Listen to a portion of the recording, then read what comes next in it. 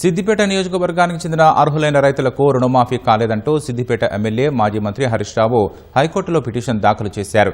సిద్దిపేట నియోజకవర్గంలో దాదాపు 23,000 మంది రైతులు రుణమాఫీకి అర్హులుగా ఉన్నప్పటికీ వ్యవసాయ శాఖ వాళ్లను పరిగణలోకి తీసుకోలేదని పిటిషన్లో పేర్కొన్నారు.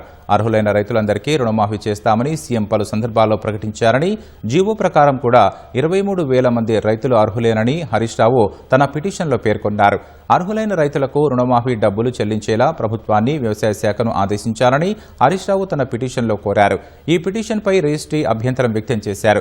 జీవో ఉన్న అంశాల ప్రకారమే రైతులు రుణమాఫీకి అర్హులని, ప్రభుత్వం వాళ్లను పట్టించుకోకపోవడంతో నియోజకవర్గ ఎమ్మెల్యేగా హరీష్ రావు పిటిషన్ దాఖలు చేసినట్లు న్యాయవాది చంద్రశేఖర్ రెడ్డి కోర్టుకు తెలిపారు.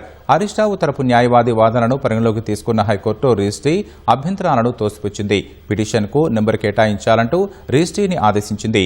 ఈ పిటిషన్పై నేడు హైకోర్టు విచారణ చేపట్టనుంది.